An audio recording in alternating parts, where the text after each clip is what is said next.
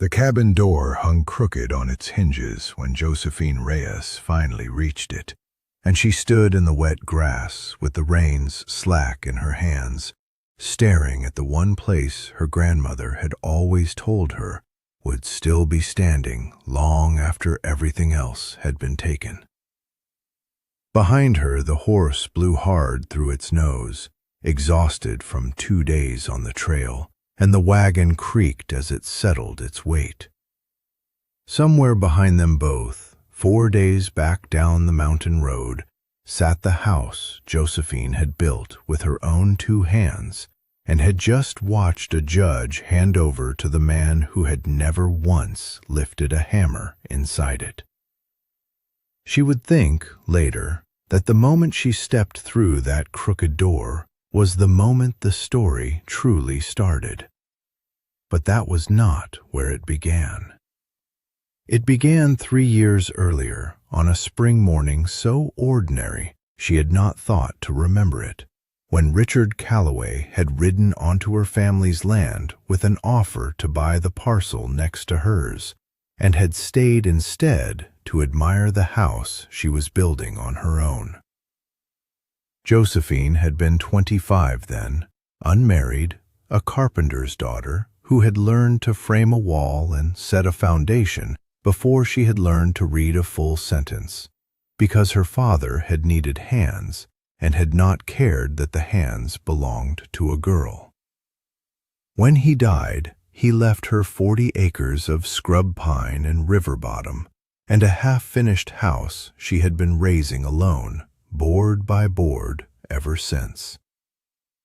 Richard Calloway rode up to that half-finished house on a bay gelding worth more than her whole homestead, dismounted, and stood looking up at the exposed rafters with an expression she mistook, at the time, for admiration. "You built this," he said. It was not quite a question. "I did," Josephine said, wiping resin from her palms onto her apron. "Still building it." "A woman with a hammer," Richard said, and smiled the kind of smile that made other people smile back before they had decided whether they wanted to.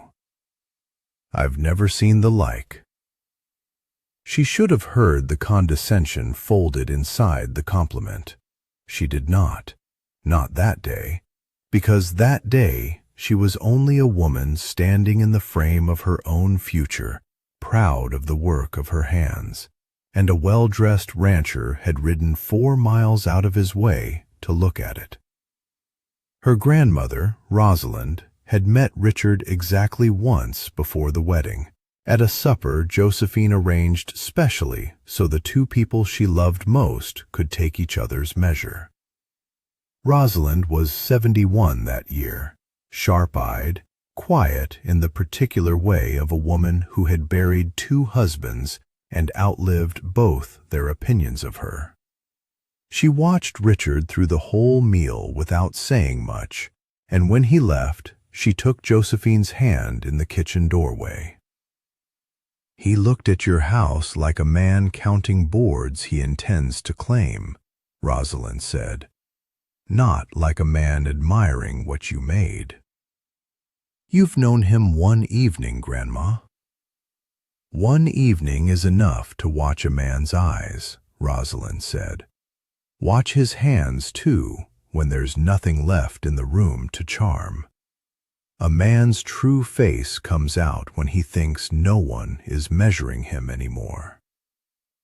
Josephine had laughed it off, the way a woman in love laughs off warnings that arrive before she is ready to hear them, and married Richard Calloway that autumn in a small ceremony behind the very house she had built, with her grandmother standing witness in a dress the color of good soil.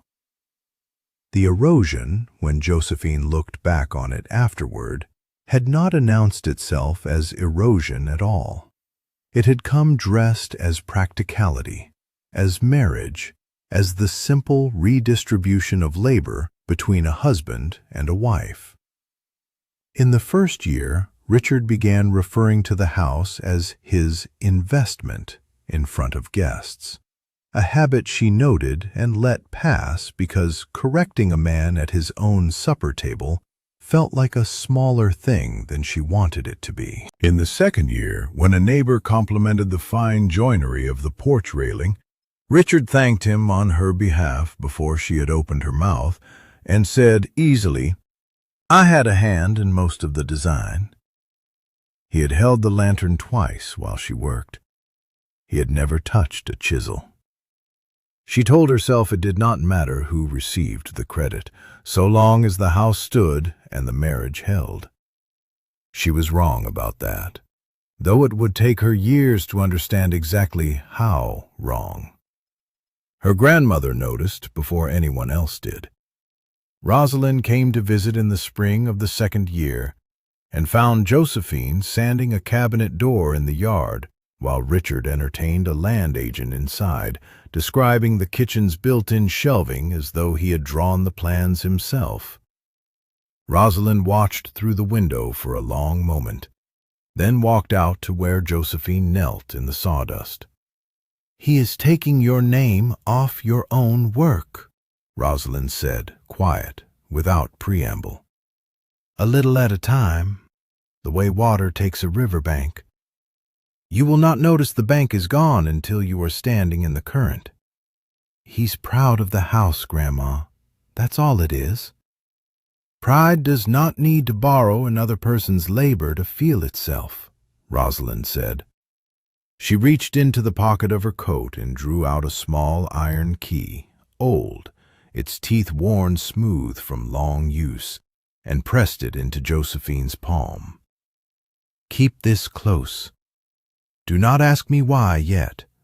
There will be a day you understand, and I would rather you have it in your hand before that day than after."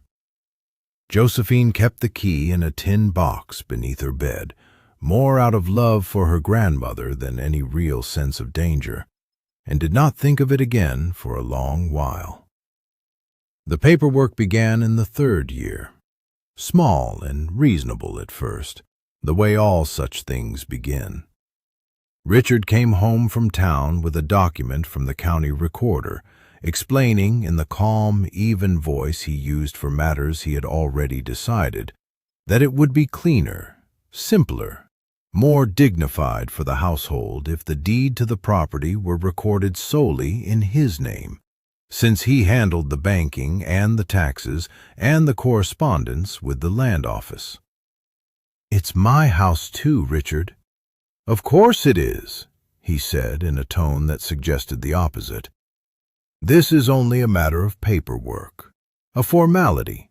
It keeps things clean between us, Josephine, so no one in town has cause to wonder who wears the trousers in this marriage."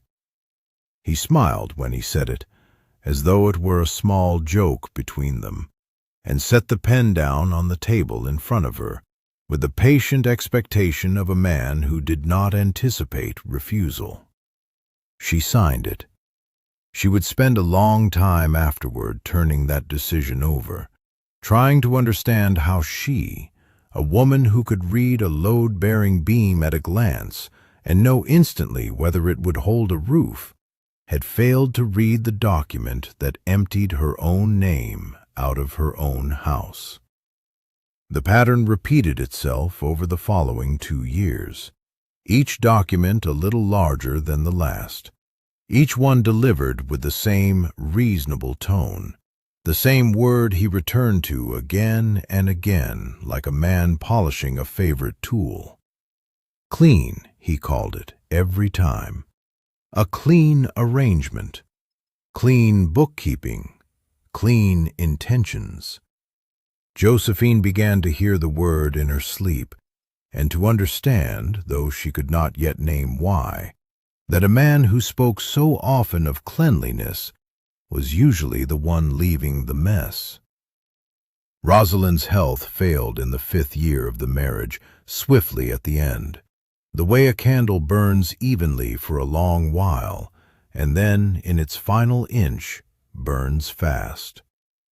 Josephine sat with her through the last weeks, in the small house at the edge of town where her grandmother had lived alone since her second husband's passing.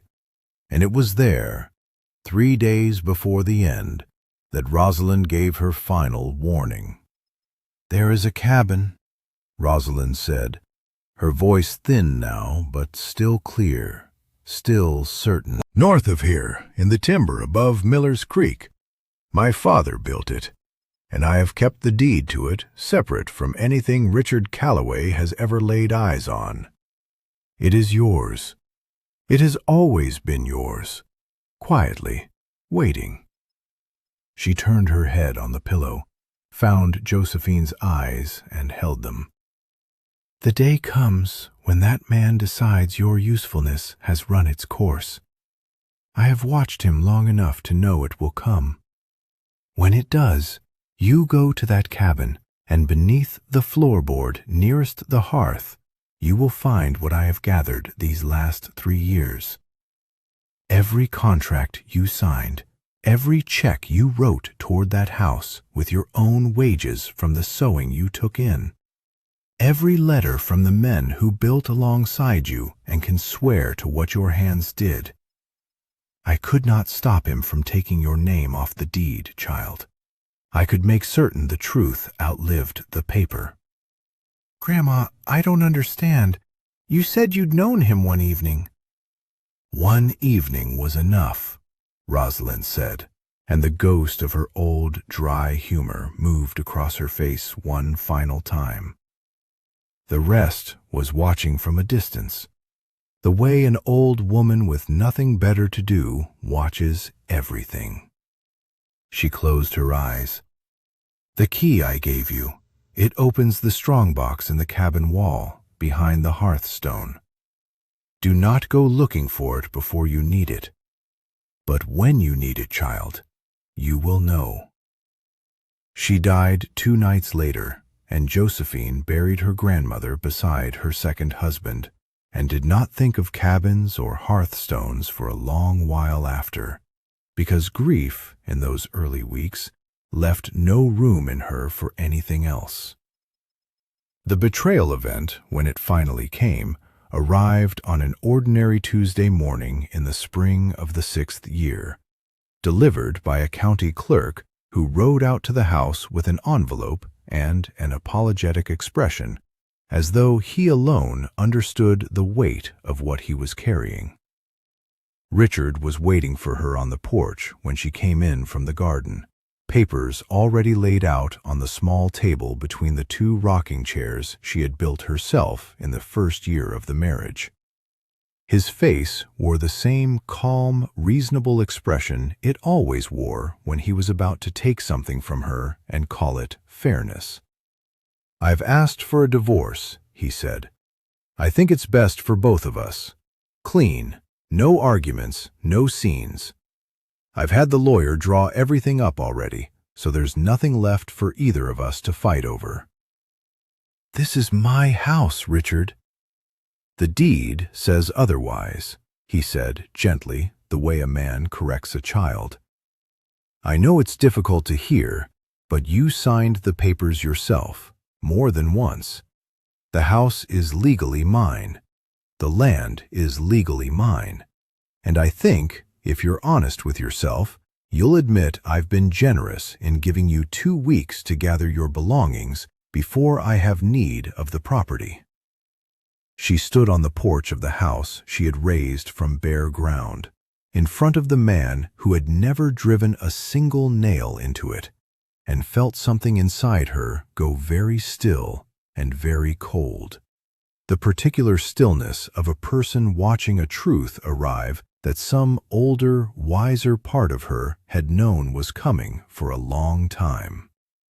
She fought it in the county courthouse 3 weeks later, standing before a judge who listened to Richard's attorney describe, in patient legal language, the clean and uncontested chain of deeds and signatures that proved sole ownership, and who listened to Josephine's own halting, unrepresented account of hammers and joists and years of unpaid labor with an expression of polite, exhausted sympathy that changed nothing about his ruling.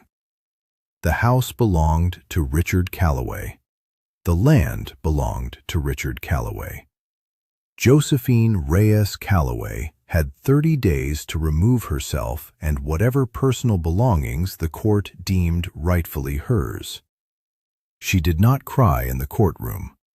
She would not give Richard Calloway that particular satisfaction, not after everything else he had already taken. She cried later, alone, in the wagon bed behind the barn, with her forehead pressed against the same wood she had planed smooth with her own hands 6 years before. And she let herself grieve, fully and without restraint, for exactly one night, because she had learned from her grandmother that grief given a boundary did not have to become a permanent address. She left before dawn on a wagon pulled by Duchess, the same aging mare who had hauled lumber for that house in its first years of building, loaded with the little the court had allowed her, a trunk of clothes, her father's tools, and a small tin box she had nearly forgotten existed until she was packing the last of her things and found it beneath the bed, the old iron key still resting inside it, exactly where she had placed it years before. The ride north took 2 days, along roads that grew rougher and narrower the further she traveled from town, through timber that closed in thick and green around the wagon track, until the sky itself seemed to narrow to a ribbon overhead. She thought more than once of turning back, of finding some other refuge, some easier path. But something in her, some stubborn inheritance from the grandmother who had built her own life twice over after burying 2 husbands, kept her moving forward instead. The first night on the road, she made camp beside a shallow creek crossing, and Duchess grazed nearby while Josephine sat with her back against a wagon wheel, listening to the sounds of the timber settling into darkness around her. She had not been alone like this in 6 years, without Richard's voice somewhere in the house, without the weight of his expectations pressing at the edges of every room. The quiet unsettled her at first, the way silence unsettles anyone accustomed to noise they had stopped hearing as noise. But by the second hour, something in her chest had begun, very slowly, to loosen. She ate cold biscuits from the trunk that first night, sharing the last of them with Duchess, who took the offering gently from her open palm, the way the old mare always had, patient and unhurried, since the year Josephine's father first broke her to harness. The fire she built was small, more for the comfort of its light than for warmth, since the spring nights had not yet turned cold, and she sat close to it long after the flames had burned down to embers, turning the iron key over and over between her fingers, trying to imagine what her grandmother might have hidden that was worth carrying through a marriage without ever once explaining why.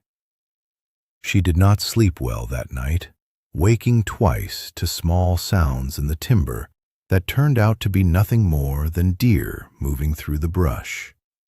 But she noticed, laying awake beneath a sky thick with more stars than she had seen in years of sleeping under a roof, that the fear those sounds stirred in her was smaller than she expected, and passed more quickly than it once might have. She thought of her grandmother often on that ride, replaying old conversations she had not understood the weight of at the time. Rosalind had never once told her outright that Richard was dangerous. She had only asked her to watch, to notice, to keep a small key close in case the day came when noticing was not enough. Josephine understood now, jostling along a wagon track in the gathering dusk, that her grandmother had spent the better part of 6 years quietly building a second life alongside the one Josephine believed she was living. A shadow ledger of proof kept safe against exactly this outcome. The cabin, when she finally reached it, stood small and weathered at the edge of a clearing above Miller's Creek, its roof sagging at one corner, its door hanging crooked on hinges gone to rust, but standing, still standing, the way her grandmother had promised it would be. Josephine stepped through that crooked door into a single room thick with dust and the particular hollow silence of a place long empty, and stood there for a long moment before the weight of everything she had been carrying since the courthouse finally broke loose inside her, and she sank down onto the dirt floor and wept until there was nothing left in her to weep with. The days that followed were slow and physical in a way that Josephine found unexpectedly steadying. She mended the door first, resetting the hinges with tools from her father's chest, the same tools that had raised the house she had just lost. She cleared the hearth of old ash and swept 6 years of dust from the floorboards, and she patched the sagging corner of the roof with cedar shakes she split herself from a fallen tree at the edge of the clearing, her hands remembering the old rhythms of work even while her mind was still circling again and again through the wreckage of the courtroom. Duchess grazed contentedly in the small paddock behind the cabin, a fence Josephine repaired plank by plank over the course of a single long afternoon, grateful for a task simple enough to keep her hands busy and her mind quiet. It was 3 days before she thought again of the key.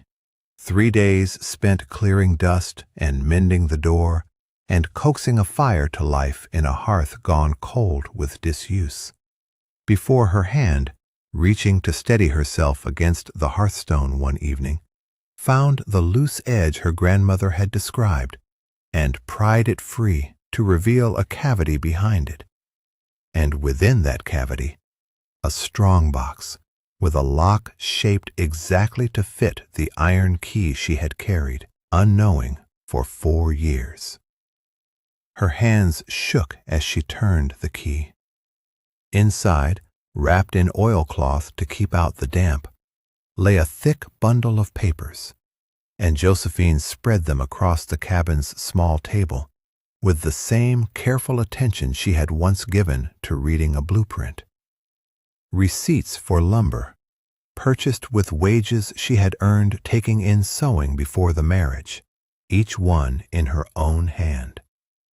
A ledger kept faithfully in her grandmother's careful script, recording every dollar Josephine had put toward the house over 6 years, cross-referenced against the bank records Rosalind had, somehow, quietly, obtained copies of.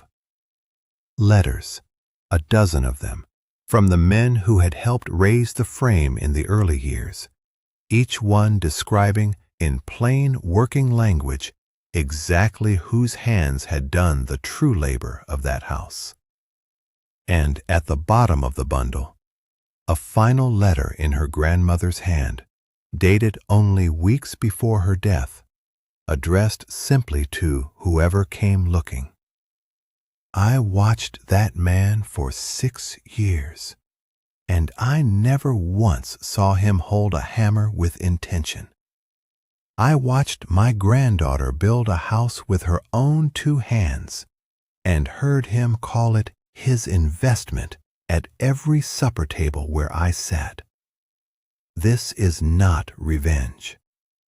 This is only the truth, gathered and kept safe, because a woman's labor deserves a record even when the law forgets to keep one.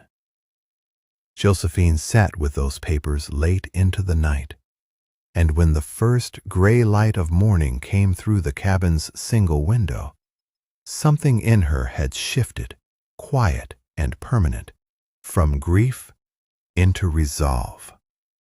She spent the following weeks traveling the county roads on Duchess, calling on the same working men whose names appeared in her grandmother's letters, men who remembered her clearly, who remembered the framing and the roofing and the long summer she had spent alone finishing the porch while Richard was away buying cattle.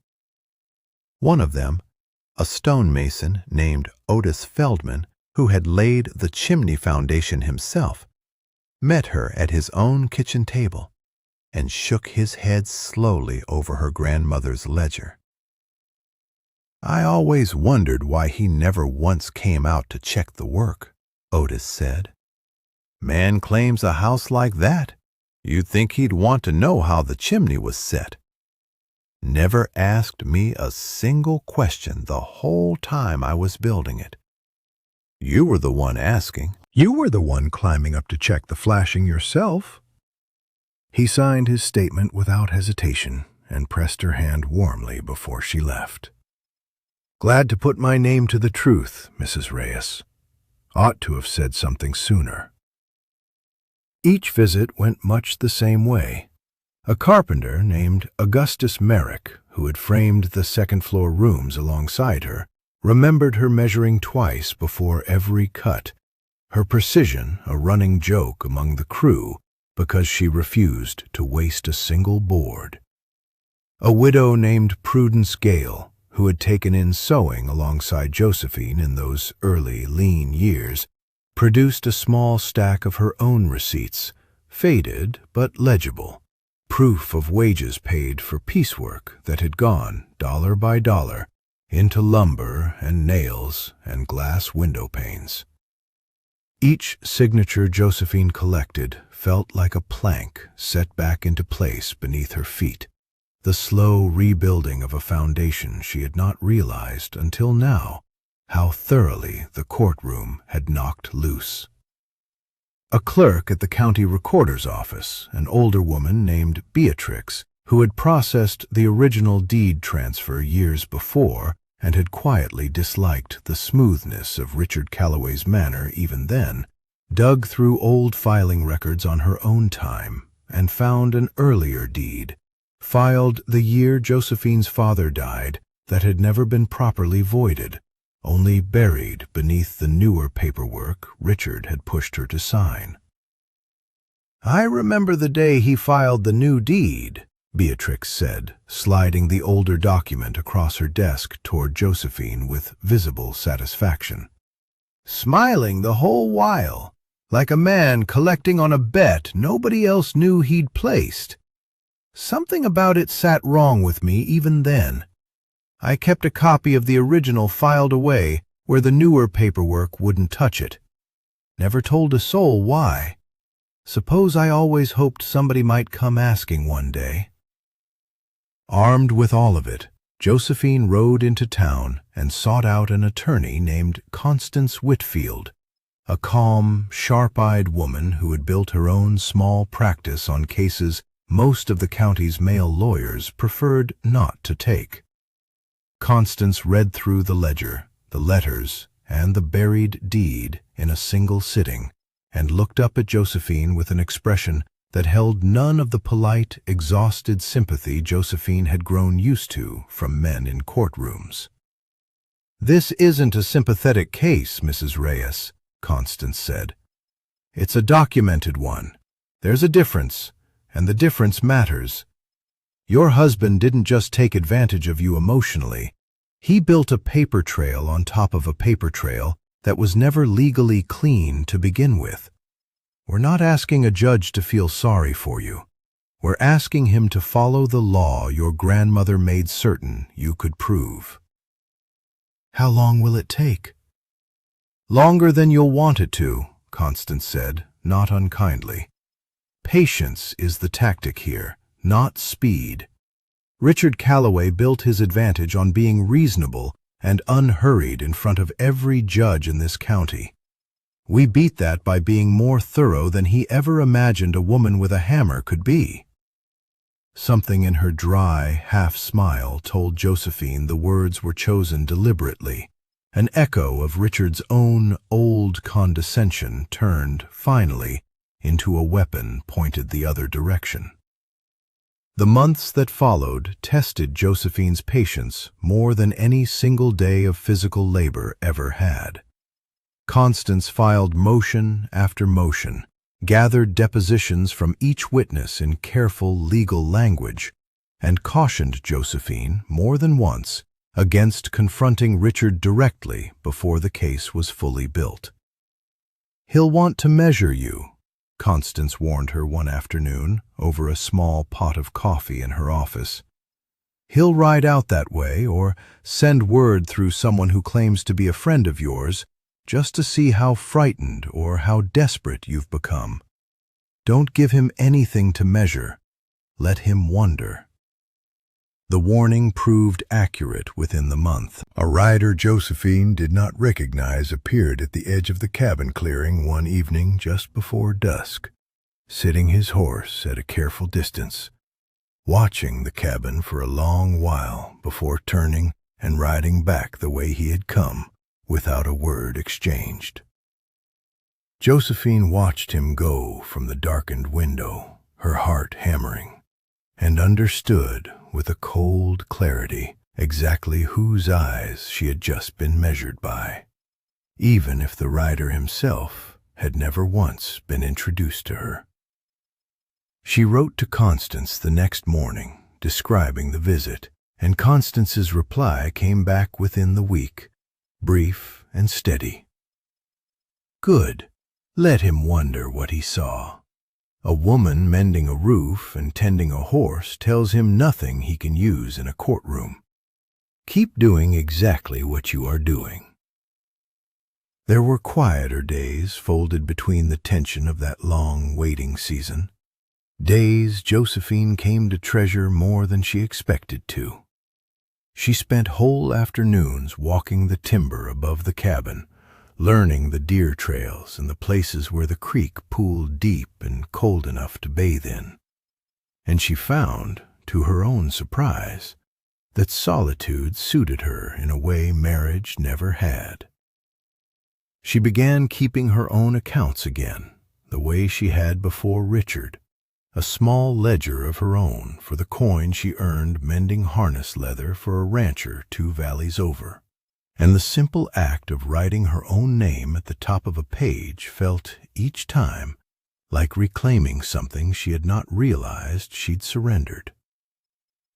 The second hearing, 4 months after the first, unfolded very differently from the one that had stripped Josephine of everything she had built. Constance Whitfield laid out the buried deed, the ledger cross-referenced against bank records, and 6 sworn statements from men and women who had watched Josephine Reyes frame walls and set beams and keep her own careful accounts, one by one, in patient, methodical order. Richard Calloway sat beside his own attorney with the same calm expression he always wore, right up until Constance produced the letter from Rosalind and read it aloud in full, and something in his face finally, visibly, cracked. "She kept records on me," he said, low, more to himself than to the room.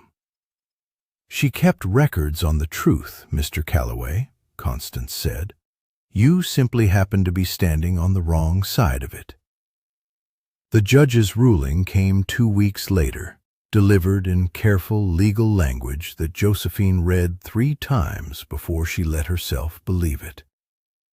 The court finds that the respondent made substantial documented contributions of labor, materials, and personal funds toward the construction and maintenance of the property in question.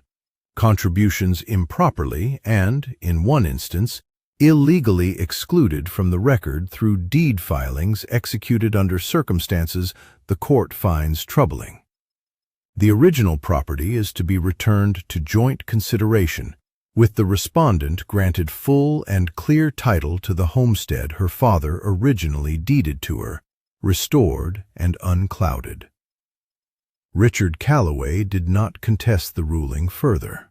He sold his remaining interest in the county within the year and moved east, and Josephine heard, second-hand and without much interest, that he told people in his new town a very different story about how his first marriage had ended. She did not move back into the house right away. She found, in the months that followed, that she had grown attached to the small cabin above Miller's Creek, to the particular quiet of the timber and the sound of the creek running past her door, to a life built entirely on her own terms, with no one else's name laid over the top of it. She restored the homestead slowly over the following year, hiring the same working men who had signed their statements on her behalf, paying them fairly and in full, and watching the house rise again under hands that had never once tried to claim credit for the woman standing beside them with a hammer of her own. She kept the cabin, too. She divided her year between the two places, the house in town for the seasons when the county road stayed passable and neighbors were near, and the cabin above Miller's Creek for the deep of winter, when the timber went quiet and white, and the only sound for miles was the creek running beneath its skin of ice.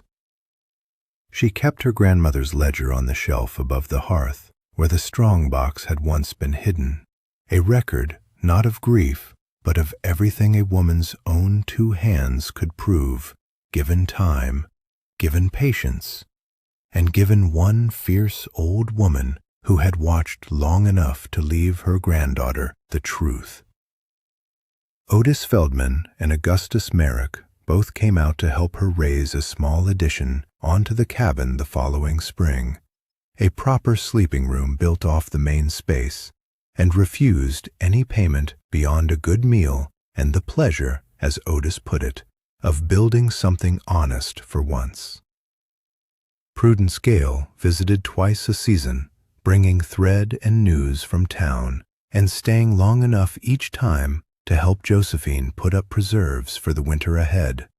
The two women working in a companionable silence neither of them had known with anyone else in years.